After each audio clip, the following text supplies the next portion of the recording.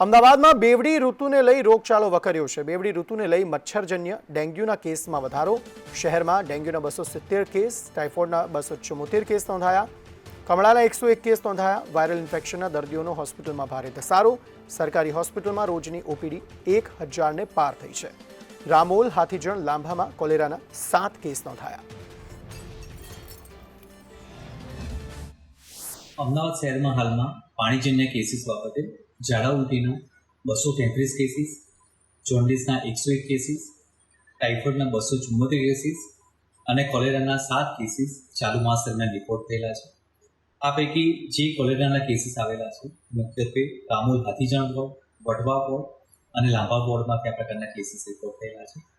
Corporation દ્વારા જે કોઈ જગ્યાથી પાણીના પોલ્યુશનની કમ્પ્લેન આવતી હોય, પાણીના લીકેજની કોઈ કમ્પ્લેન આવતી હોય તે જગ્યાએ પાણીના સેમ્પલ લેવાની કામગીરી કરવામાં આવે છે। ચાલુ માસ દરમિયાન 2300 કરતાં પણ વધારે પ્રકારના સેમ્પલ લેવામાં આવેલા છે। હાલમાં અમદાવાદ શહેરમાં મચ્છરજન્ય કેસીસ બાબતે ચાલુ માસ દરમિયાન સાદા મલેરિયાના 47 કેસીસ, ડેન્ગ્યુના 270 કેસીસ તેમજ ચિકનગુનિયાના 7 કેસીસ રિપોર્ટ થયેલા છે। કમ્પેરેટિવલી ગત મહિનાની સરખામણીમાં મચ્છરજન્ય કેસીસમાં ઘટાડો જોવા પડેલો છે। કોર્પોરેશન દ્વારા તમામ યુપીએસસીમાં, તમામ કોમ્યુનિટી હેલ્થ સેન્ટરમાં આ બાબતે જરૂરી નિદાન થઈ શકે, જરૂરી દવાઓની સારવાર મળી શકે તે પ્રકારની વ્યવસ્થા ઉપલબ્ધ કરવામાં આવેલી છે।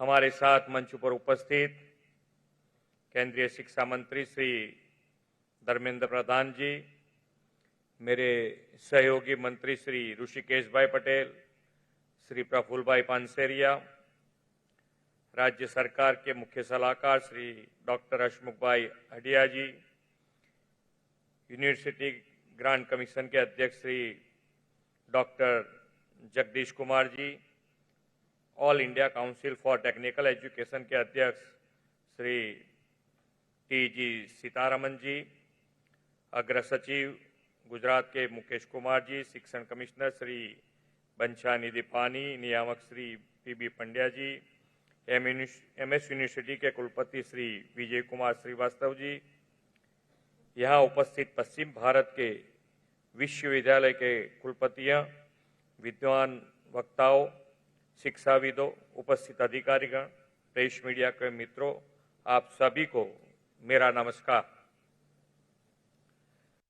वाइब्रेंट गुजरात समिट 2024 के प्री इवेंट के रूप में आयोजित western zone vice chancellor conference on national education policy में गांधी जी, सरदार पटेल और विश्व नेता प्रधानमंत्री श्री नरेंद्र भाई मोदी की इस धरती में आप सभी महानुभावों का स्वागत और अभिनंदन करता हूं।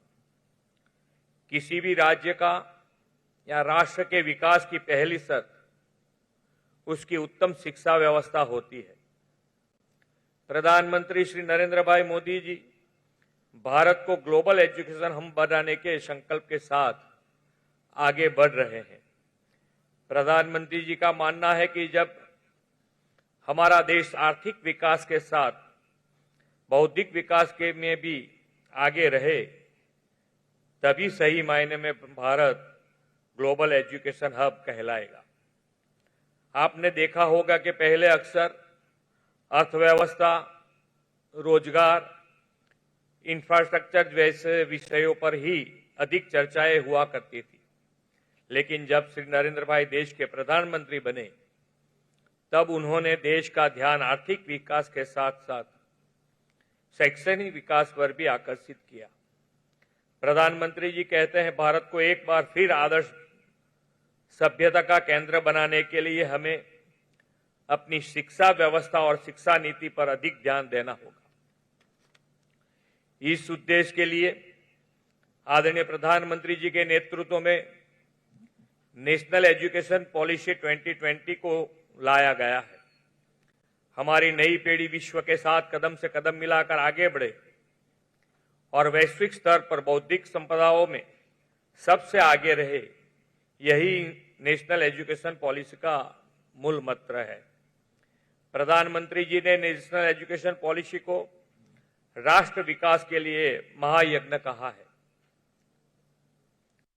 इस महायज्ञ में जिनका महत्वपूर्ण योगदान है ऐसे वाइस चांसलर यहाँ उपस्थित हैं।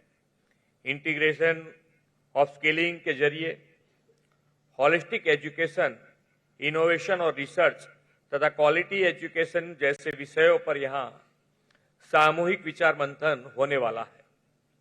हमारी national education policy more reliable और मोर फ्यूचरिस्टिक अप्रोच वाली है, जो भारत के 2047 तक इकोनॉमिक नजरिए के साथ साथ इंटेलेक्चुअल तरीके से भी देश को डेवलप कंट्री का स्टेटस देने में महत्वपूर्ण भूमिका निभाएगी।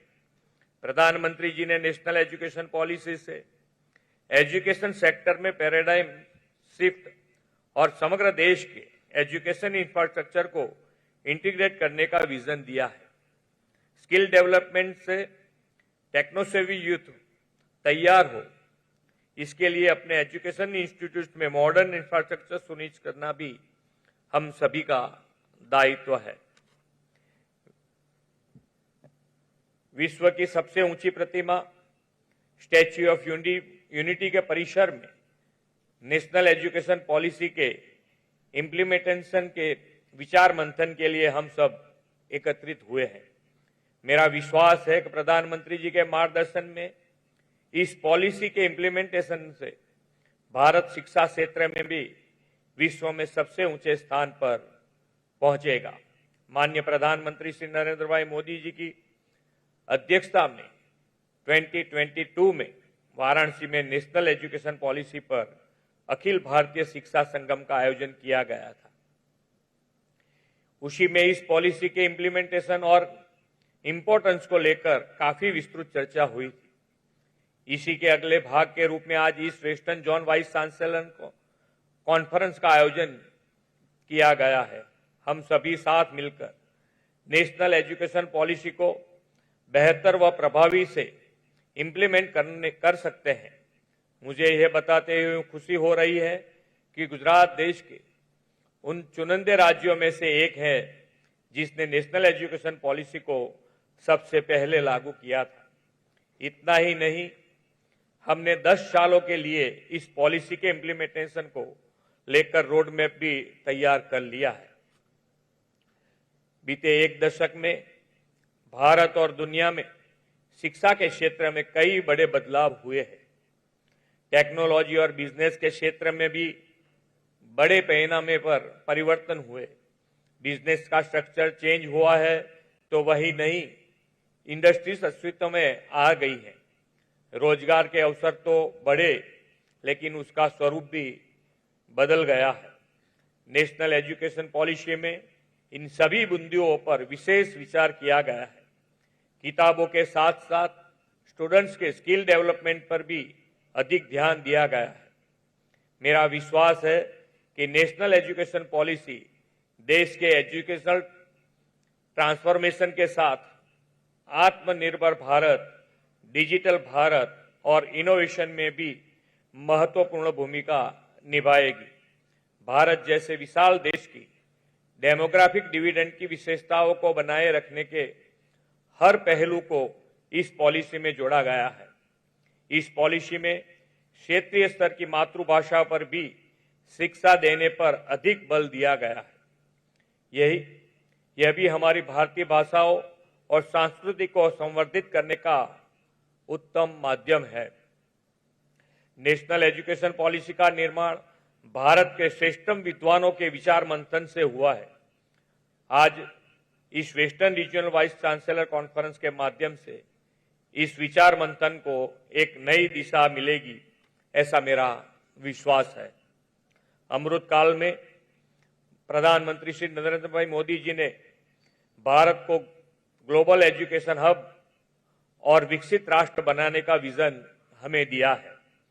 इस विजन को साकार करने में आप सभी वाइस चांसलर का योगदान सबसे महत्वपूर्ण और उपयोगी साबित हो सकता है। इसलिए आप सभी नेशनल एजुकेशन पॉलिसी के इम्प्लीमेंटेशन में अपना अधिक से अधिक कंट्रीब्यूशन दे। आपके प्रयासों से ही यह नेशनल एजुकेशन पॉलिसी हमारे देश की डेमोग्राफिक डिविडेंड समान युवा शक्ति के टैलेंट और स्किल को ग्लोबल प्लेटफॉर्म देगी। मैं एक बार फिर नेशनल एजुकेशन पॉलिसी को समर्पित इस विशेष कार्यक्रम की अपार सफलता की कामना करता हूं। आदरणीय प्रधानमंत्री जी के मार्गदर्शन में देश के एजुकेशनल ट्रांसफॉर्मेशन की इस जर्नी में हम सब साथ मिलकर आगे बढ़े, इन्हीं अपेक्षा के साथ मैं मेरी वाणी को विराम देता हूं। भारत माता की जय, वंदे मातरम, जय जय गरवी गुजरात। धन्यवाद माननीय मुख्यमंत्री जी, आपकी अनन्य प्रेरणा और मार्गदर्शन के लिए। गुजरात में शिक्षा क्षेत्र और प्रणाली को आपकी सुदृढ़ प्रतिबद्धता से मजबूत करने के लिए